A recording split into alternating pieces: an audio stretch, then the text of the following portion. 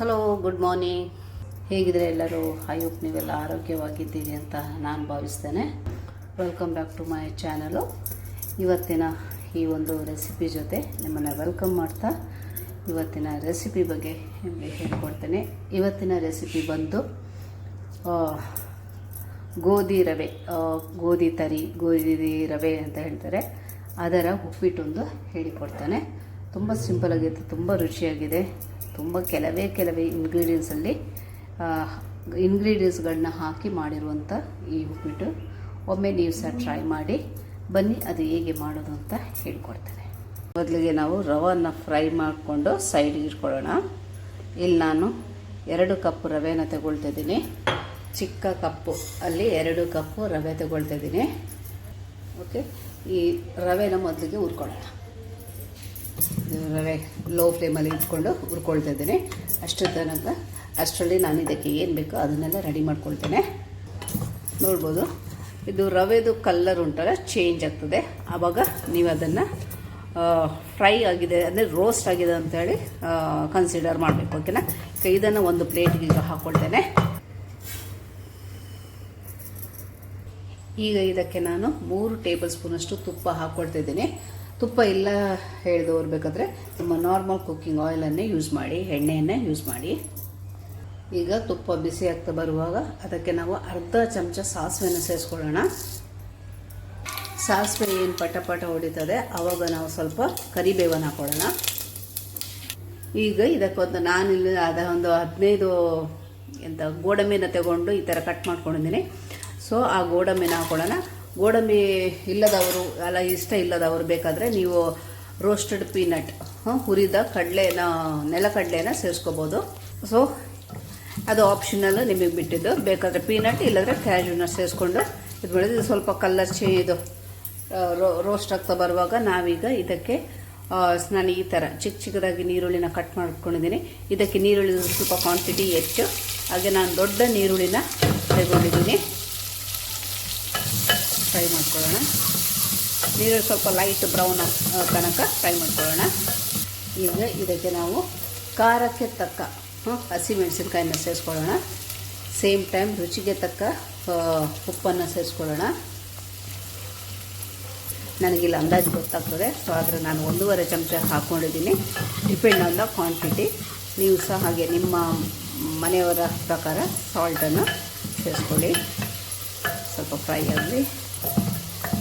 ಈಗ ನಾವು ಇದಕ್ಕೆ 2 ಚಮಚ ಬೆಲ್ಲದ ಪುಡಿಯನ್ನು ಸೇರಿಸ್ಕೊಳ್ತಾ ಇದ್ದೀನಿ. ನಿಮಗೆ ಅಕಾರ್ಡಿಂಗ್ ಟು ನಿಮ್ಮ ಟೇಸ್ಟ್ ಪ್ರಕಾರ ಇದು ಮಾಡಿ. ಹೆಚ್ಚು ಬ್ರೇಕ್ಫಾಸ್ಟ್ ಎಷ್ಟು ಸಿಹಿ ಆದರೂ ಕೂಡ ಒಳ್ಳೆ ಆಗೋದಿಲ್ಲ. ಅದಕ್ಕೋಸ್ಕರ ಲೈಟಾಗಿದ್ದರೆ ಸಾಕು. ಬೆಲ್ಲದ ಬದಲಿಗೆ ಸಕ್ಕರೆ ಯೂಸ್ ಮಾಡಿ, ಸಕ್ಕರೆ ಕೂಡ ಯೂಸ್ ಮಾಡ್ಬೋದು. ನಿಮಗೆ ಆಪ್ಷನಲ್ ಸಕ್ಕರೆ ಕೂಡ ಇದೆ. ಬೆಲ್ಲ ಇದ್ದವ್ರು ಬೆಲ್ಲನ ಯೂಸ್ ಮಾಡ್ಕೊಳ್ಳಿ. ಈಗ ನಾವು ಇದಕ್ಕೆ ಹುರಿದ ರವೆನ ಸೇರಿಸ್ಕೊಳ್ಳೋಣ. ಈಗ ಈ ತುಪ್ಪದಲ್ಲಿ ಸ್ವಲ್ಪ ಈ ರವೆನ ಸ್ವಲ್ಪ ಲೈಟಾಗಿ ಫ್ರೈ ಮಾಡ್ಕೊಳ್ಳೋಣ. ಪುನೊಮ್ಮೆ ಅಂದರೆ ಒಳ್ಳೆ ಮಿಕ್ಸ್ ಮಾಡ್ಕೊಳ್ಳೋಣ. ಫ್ರೈ ಮಾಡುವಂಥದ್ದೇನಲ್ಲ, ಒಳ್ಳೆ ಮಿಕ್ಸ್ ಮಾಡ್ಕೊಳ್ಳೋಣ.